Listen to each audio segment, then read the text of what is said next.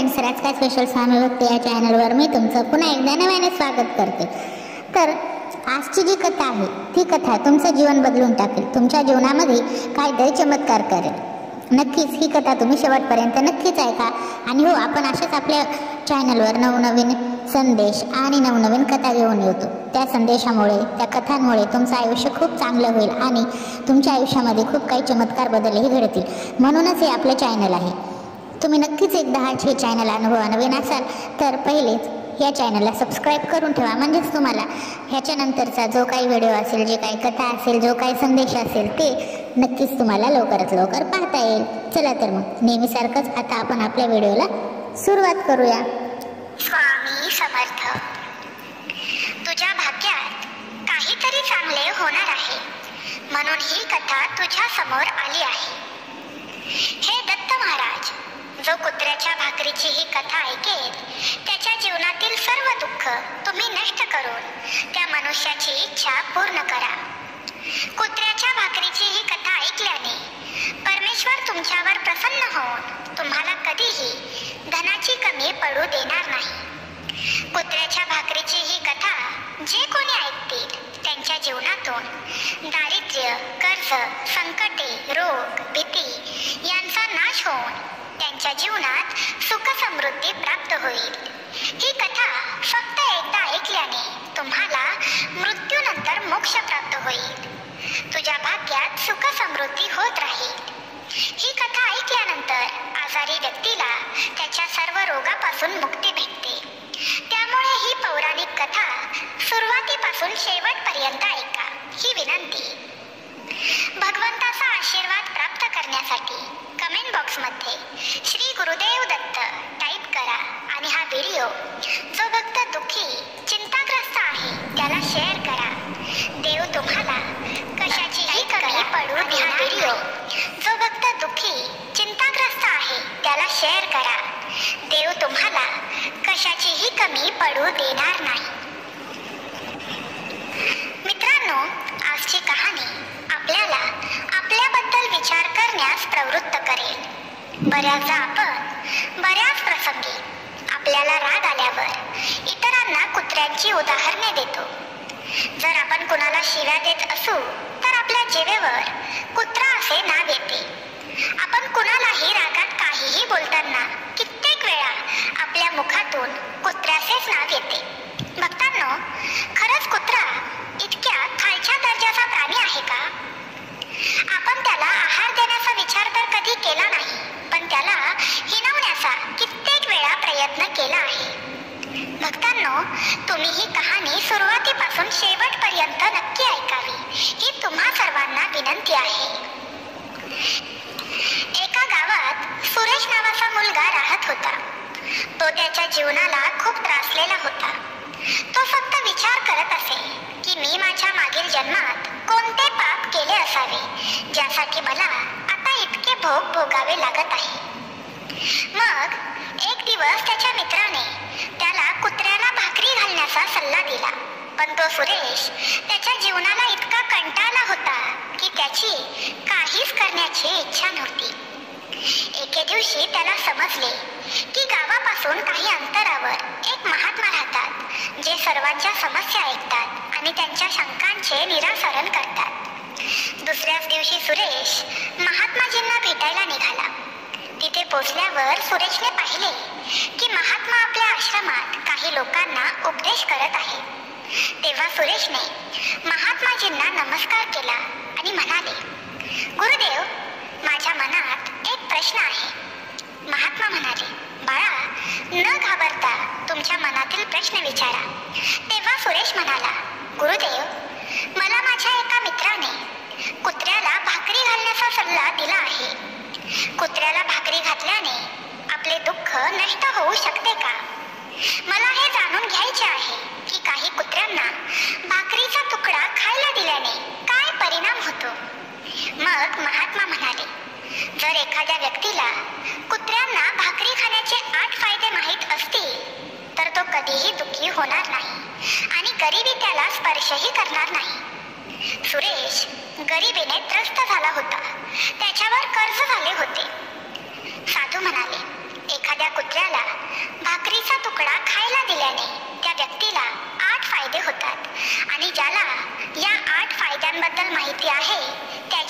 जीवन धन्य झाले म्हणून समजा. आणि जो कोणी पृथ्वीवरील कुत्र्याला भाकरीचा तुकडा खाऊ घालतो त्याला आयुष्यात कधीही दुःखाचा सामना करावा लागत नाही. सुरेश साधूंना म्हणाला, साधू, मी हे ऐकण्यासाठी खूप उत्सुक आहे. तुम्ही पुढचे मला सांगा. तेव्हा साधू म्हणाले, तू हे ऐकल्यावर तुझेही दुःख दूर होईल. त्यांचे आयुष्य आशीर्वादित होते जे कुत्र्यांना खाऊ घालतात.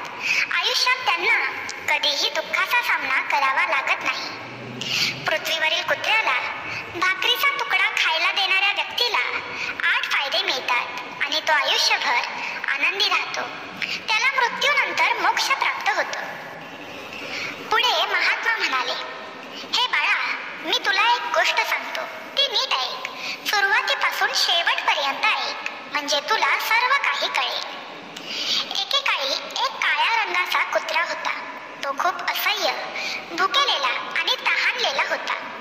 तो गावातील प्रत्येक घरात जाऊन अन्न मागत असे, पण त्याला कोणीही भाकरीचा तुकडा दिला नाही. भुकेने तो इकडे तिकडे भटकत असे. एके दिवशी तो गावाबाहेर नदीच्या काठावर असलेल्या एका ऋषींच्या आश्रमात पोहोचला आणि तो ऋषींना म्हणाला, हे मुनिवर, मला वाटते की तुम्ही खूप विद्वान आणि ज्ञानी व्यक्ती आहात. म्हणूनच मी तुमच्याकडे भुकेने आणि तहानलेल्या घशाने आलो आहे. कृपया मला भाकरीचा तुकडा द्या आणि माझी भूक मी भागवू शकेल असे काहीतरी खायला द्या. तेव्हा मोठ्या प्रेमाने ते भिक्षू त्या कुत्र्याला पाणी आणि थोडंफार खायला देतात आणि त्याला शांत करतात. मग प्रेमाने विचारतात, हे श्वान, तुला गावात कोणीही भाकरी दिली नाही जी खाऊन तू तुझी भूक भागवू शकतोस? गावात कोणीही तुम्हाला भाकरीचा तुकडा दिला नाही जे खाऊन तू शांत होशील? तेव्हा तो कुत्रा म्हणू लागतो, हे मुनिवर, मी तुम्हाला काय सांगू? तुम्ही माझ्या बोलण्यावर विश्वासही ठेवणार नाही. तेव्हा तो भिक्षू म्हणतो, मला सांगा, मी तुझ्या शब्दांवर नक्कीच विश्वास ठेवेन. तू मला दुःखी वाटत आहेस. मग तो कुत्रा म्हणतो, ठीक आहे, मी तुला माझा भूतकाळ सांगतो. आणि कुत्रा सर्व घटना साधूला सांगू लागतो. हे मुनिवर, या जगातील लोकांनी आमच्यावर दया दाखवावी असे मला वाटते. आमच्याकडे राहायला घर नाही, निवारा नाही. आम्हाला कसे काय कमवायचे हे माहीत नाही. आम्हाला कपडे घालायचे ज्ञान देखील नाही. म्हणून आम्ही हिवाळ्यात, उन्हाळ्यात आणि पावसाळ्यातही असेच फिरतो. आम्हाला लिहिणं वाचणं येत नाही. आम्हाला आपल्यासारखी शिस्त माहीत नाही. आपल्यासारखे कसे बोलायचे हे आम्हाला ठाऊक नाही. हे आमचे दुर्भाग्य समजा. परंतु आम्हाला आपल्यासारखी भूक देखील लागते. जेव्हा तुम्हाला दुखापत होते आणि मग तुम्हाला ते दुखू लागते, अगदी तसेच आम्हाला कोणी मारल्यावर आम्हाला खूप दुखते. आम्हाला देखील तुमच्यासारख्याच वेदना होतात. आम्हाला तुमच्यासारखे रडायला देखील येते. बस फक्त या 3 कामांमध्ये आम्ही तुमच्यामध्ये जुळून येतो. म्हणून आमच्यावर दया दाखवा. यापुढे आम्हाला इजा करू नका. तसेही देवाने आम्हाला दुःखी जीवन देऊनच पृथ्वीवर पाठवले आहे. वरून तुम्ही लोक आम्हाला त्रास देता. आम्ही तुमच्यासारखे मानव नाही. आम्ही वशीत प्राणी आहोत. जेव्हा आमचा जन्म झाला तेव्हा आमचे डोळे बंद होते. जसा मनुष्याचा जन्म झाल्यावर त्याचा जन्म खूप आनंदाने साजरा करतात. ढोल ताशा वाजवला जातो. जन्माचा आनंद साजरा केला जातो. जन्म झाल्यावर त्याचा जन्म खूप आनंदाने साजरा करतात. ढोल ताशा वाजवला जातो. जन्माचा आनंद साजरा केला जातो. तसं आमच्या बाबतीत घडत नाही. आमचा जन्म कोणी साजरा करेल असं तुम्हाला वाटतं का? ज्या अंथरुणात माझा जन्म झाला ते एकदम रुईसारखे नरम होते आणि त्यामध्ये अजिबात थंडी वाजत नव्हती. मला असे वाटत होते की माझा जन्म एका श्रीमंत घरात झाला आहे. पण जेव्हा मी डोळे उघडले तेव्हा मी पाहिलं की माझी आई, जिला तुम्ही कुत्री म्हणून हाक मारता, ती तिच्या 5 मुलांना घेऊन रस्त्यावरील ढिगाऱ्यात पडली होती. आम्ही 5 भाऊ होतो. बाकीचे 4 भाऊ लाल आणि तपकिरी होते. मी एकटाच काळ्या रंगाचा होतो. मी सगळ्यात लहान आणि कमकुवत होतो. आमची आई आमच्याकडे खूप कमी वेळ यायची, कारण तिलाही तिच्या जेवणाची सोय करायची असायची. आणि जर तिनेच काही खाल्लं नाही तर तिने आमच्या जेवणाची सोय कशी केली असती? जेव्हा ती बाहेर जाऊन काहीतरी खाऊन यायची तेव्हाच आम्हाला तिचे दूध मिळायचे. त्या एका आईवर आम्ही 5 मुलं अवलंबून होतो. आमची आई इकडे तिकडे सर्वत्र आम्हाला दूध पाजवण्यासाठी, स्वतःला जेवण मिळण्यासाठी सर्वत्र फिरत असे. कधी कधी जेवण भेटायचे तर कधी कधी काहीही मिळत नसे. पण आमच्या आईने आमच्या 5ही जणांना कधीही काहीही कमी पडू दिलं नाही. लोकांचा मार खाऊन तिने आम्हाला खायला आणून दिला आहे. ती आम्हा 5 भावांची खूप काळजी घेत होती. शेवटी आई ही आईच असते. आमची आई रात्रभर गावात जाऊन पहारा देत असे. एखाद्या अनोळखी माणसाला वाईट हेतूने गावात यायची हिंमत अजिबात होत नसायची.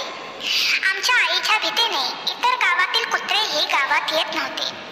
खेड्यातील शेतकऱ्याच्या शेतात उभं पीक खायला कुणी जनावर आलं तर आमची आई त्याचा पाठलाग करून, आरडाओरड करून त्याला हाकलून लावायची. त्यामुळे गावकऱ्यांनाही खूप फायदा व्हायचा. गावातील मनुष्यांसाठी इतकं करूनही गावातील मनुष्य आमच्या आईला खायला देत नसायचे. कधी चुकून आई त्यांच्या दारात गेली तर तिला हाकलून मारून लावायचे. कधी कधी आईने भुकेसाठी कोणाच्या घरातील जाऊन चुकून खाल्लं तर तिला काट्यांनी, बांबूंनी मारलं जायचं. बिचारी मग माझी आई त्या दिवशी पोटाच्या आगीने रडत रडत बसायची. पुढे तो कुत्रा साधूंना म्हणाला, हे मुनिवर, आम्हालाही तुमच्यासारखीच भूक लागत असायची.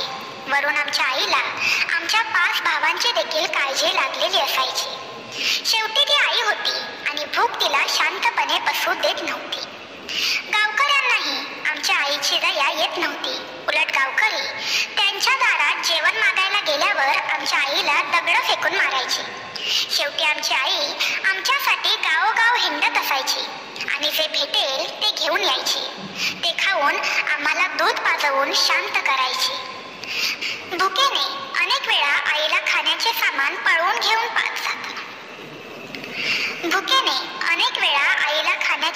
पळवून घेऊन येताना पाहून लोक तिचा लाट्या काट्या घेऊन पाठलाग करायचे.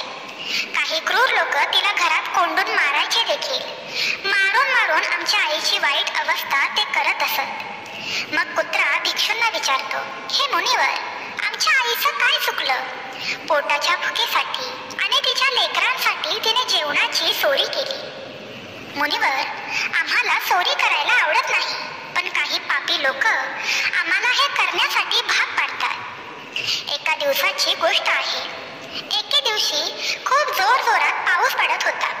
सगळीकडे गारवा पसरला होता. सगळीकडे थंडी झाली होती.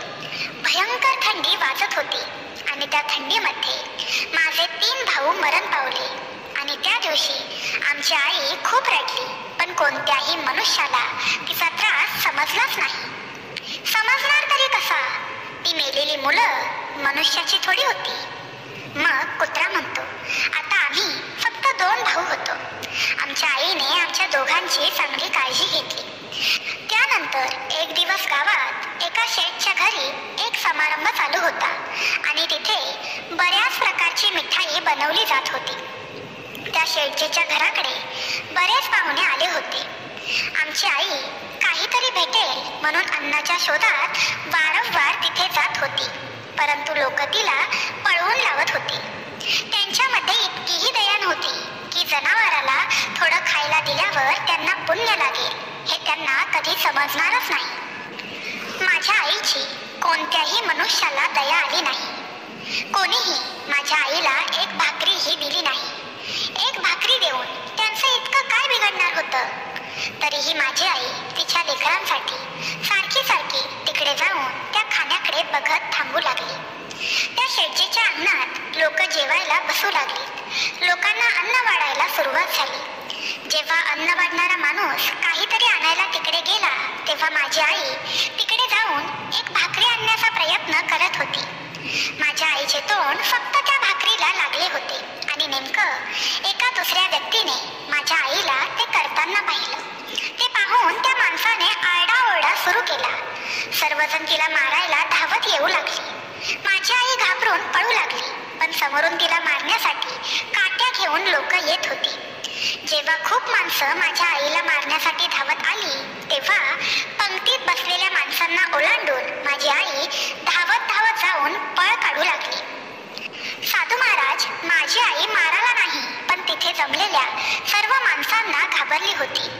पंक्तीमध्ये बसलेली सर्व माणसं जेवणावरून उभी राहिली आणि बोलू लागली, आमच्या जेवणाला कुत्रीचा स्पर्श झाला आहे, त्यामुळे आम्ही ते अन्न खाणार नाही. सर्वजण पूर्णपणे विचारात गेले आणि एकमेकांशी चर्चा करू लागले. ज्या शेठने जेवण ठेवलं होतं त्याला ही गोष्ट समजल्यावर तो जोरजोरात चिंतेत येऊन रडू लागला. आता या प्रकरणाचे काय करावे हा सर्वजण विचार करत होते.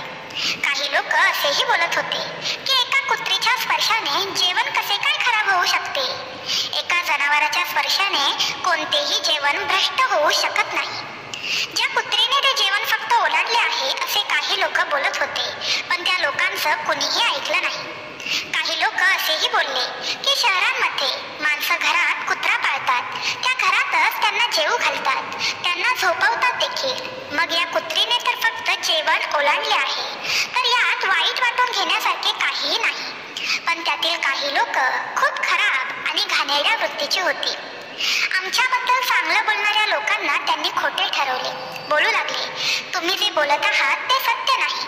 या जेवणाचा आपल्या शरीरावर खूप वाईट परिणाम होऊ शकतो, त्यामुळे हे अन्न कुणीही खाऊ नये. कुत्रीचा स्पर्श झाल्यामुळे हे अन्न भ्रष्ट झाले आहे. आणि शेवटी त्या लोकांचेच म्हणणे सर्वांनी स्वीकारले. मग शेवटी ते सर्व अन्न गरिबांना आणि रस्त्यावरील जनावरांना टाकण्यात आले. त्या दिवशी माझी आई पूर्णपणे पोट भरून जेवली होती. तिच्या आयुष्यात खाण्याचा आनंद तिने कधीही अनुभवला नव्हता. ती पहिल्यांदा इतकं पोट भरून जेवली होती की तिला शांतपणे झोप लागली होती. पण तिला हे माहित नव्हतं की आज पोट भरून मिळालेलं जेवण तिचा घात करणार आहे. माझी आई शांतपणे साखर झोपेत गेली असेल आणि तितक्यात तो शेठ तिथे आला आणि तिला वाईट रीतीने मारहाण करण्यास सुरुवात केली. तिला तिथून पळून जाण्याची कोणतीही संधी मिळू शकली नाही. पायाला दुखापत झाल्यामुळे ती वाईट रीतीने ओरडली.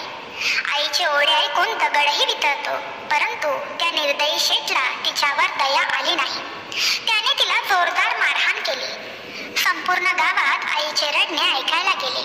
मग काही लोक येऊन त्याला समजावू लागले आणि म्हणाले की शेठजी, भुकेने मनुष्याचीही बुद्धी भ्रष्ट होते. मग ही तर जनावर आहे, ती एक प्राणी आहे. चांगल्या आणि वाईटाचे ज्ञान तिला आहे का? आता तिला मारून तुम्हाला काय मिळेल? जे काही नशिबात होते ते होऊन गेले. आता हा विषय इथे सोडून द्या. लोकांचे स्पष्टीकरण ऐकल्यानंतर त्याने आमच्या आईला मारहाण करणे थांबवले. मग ते एका अतिशय कठीण अवस्थेत आमच्याकडे लंगडत लंगडत आली. आईने येऊन संपूर्ण कथा आमच्या दोन्ही भावांना सांगितली. हे सर्व ऐकून आम्हाला असं वाटलं की कुत्र्याचं जीवन किती भयंकर घाण आहे. एका चोरी केलेल्या भाकरीसाठी इतका मार खावा लागत आहे. हे असे निरुपयोगी लोक आहेत ज्यांना आपली वेदना समजत नाही. त्यांना माहित नाही की मुक्या जनावरांचा आत्मा शांत केल्यावर परमेश्वरही प्रसन्न होतो. साधू, अजून एका दिवसाची गोष्ट आहे की त्याच गावाबाहेर एक ब्राह्मण येऊन थांबलेला. त्याने आपल्या जेवणासाठी एका जागी चूल बनवली आणि त्यावर डाळ बनवायला ठेवली. त्यानंतर पीठ तिथेच मळायला ठेवलं. तो जवळच्या विहिरीवर पाणी आणायला गेला. कुठून तरी माझी आई भटकत तिकडे पोहोचली. तिने पिठाला बघितलं आणि विचार करू लागली की या पिठाचा कोणी मालक तर इथे नाही आहे. असा विचार करून ती ते पीठ खाऊ लागली. तर ब्राह्मणाने विहिरी जवळून पाहिलं की एक कुत्री आपलं पीठ खात आहे. तो खूप दुःखी झाला आणि रडू लागला, कारण तोही 2 दिवसांपासून भुकेला होता आणि थकला होता. काही लोकांनी त्याला सांगितले, अरे ब्राह्मणा, या कुत्रीने आज तुझंही पीठ खराब केलं. काल एका सेठजींचे संपूर्ण जेवण या कुत्रीनेच खराब केले होते. ब्राह्मण दुःखी होऊन बोलू लागला, दादा, मला तरी काय माहित की ही दुष्ट कुत्री आज माझं पीठ खायला इकडे येणार आहे. ब्राह्मणाने इकडे तिकडे न बघता एक काठी घेऊन माझ्या आईला मारायला सुरुवात केली. माझ्या आईने ते पीठ नीट खाल्लं देखील नसेल, पण तिच्यावर लगेचच काठीचा जोरात मार पडला. कित्येक महिने माझी आई लंगडत चालत होती. तेव्हा त्या दिवशी समजलं की माणूस हा किती क्रूर आहे. आम्ही त्याचे काहीही काम करतो तरी सुद्धा तो आम्हाला समजू शकत नाही. पुढे तो कुत्रा म्हणतो, मुनिवर, आमच्यात काय कमी आहे? ही स्वार्थी लोक आमच्याशी असे का वागतात? आम्हाला त्रास देतात. जे आम्हाला प्रेमाने खाऊ घालत नाहीत त्यांच्या आम्ही किती कामाला येतो. त्यांच्या घराची आम्ही देखरेख करतो. अजून बरेच लाभ आहेत जे माणसाला कधीही माहीत पडणार नाही. महात्माजी बोलू लागले, जर त्यांना हे खरं कारण माहीत असतं तर ते कधीही असे वागू शकले नसते. महात्माजी सांगू लागले, जर कुत्र्याला भाकरी खाऊ घालण्याचे फायदे काय आहेत हे मनुष्याला समजले तर मनुष्य रोजच्या रोज कुत्र्याला न चुकता भाकरी खाऊ घालू शकतो.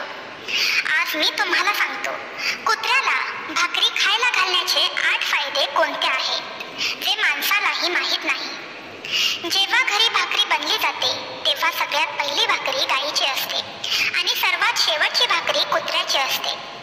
महात्माजींनी सांगितलं, हे देवाने विधान बनवलं आहे, पण देवाने बनवलेला नियम विसरून माणूस पुढची आणि शेवटची भाकर स्वतःच खातो. कुत्र्याला भाकरी खायला दिल्याने शनीचा नकारात्मक प्रभाव कमी होतो. जेव्हा शनी आपल्यावर वाईट नजर टाकतो तेव्हा प्रत्येक मनुष्य उद्ध्वस्त होतो. जेव्हा एखाद्या व्यक्तीसाठी महादशा सुरू होते तेव्हा केलेले काम आपोआप खराब होऊ लागते आणि व्यक्ती आर्थिक संकटाचा शिकार बनतो. अशा स्थितीत जर एखाद्या व्यक्तीने कुत्र्याला भाकरी खाऊ घातली तर त्याचा शनीचा अशुभ प्रभाव खूप कमी होतो. कुत्र्याला भाकरी खायला देण्याचा आणखी एक फायदा म्हणजे कुत्र्याला भाकरी खायला दिल्यास नशीब आपल्या बाजूने होते. तुमच्या घरातील नकारात्मक ऊर्जा नष्ट होते. कुत्र्याला भाकरी खायला देण्याचा तिसरा फायदा म्हणजे कुत्र्याला भाकरी खायला दिल्याने देवी लक्ष्मी प्रसन्न होते आणि आपल्या घरात कधीही धनाची कमतरता भासत नाही. कुत्र्याला भाकरी खाऊ घालण्याचा चौथा फायदा, कुत्र्याला भाकरी खायला दिल्याने तुमचे कर्ज कमी होते आणि तुमच्यावर असलेल्या कर्जातूनही तुम्हाला मुक्ती मिळते. तुमचे आरोग्य चांगले राहते आणि तुमचे मन नेहमी उत्साही असते. देव सर्व प्राणीमात्रांवर कृपा करणाऱ्या व्यक्तीवर सदैव प्रसन्न राहतो. जेव्हा कोणतेही संकट तुमच्यावर येते किंवा अचानक एखाद्याचा मृत्यू होतो तेव्हा कधीही कुत्र्याला भाकरी खायला घालवावी.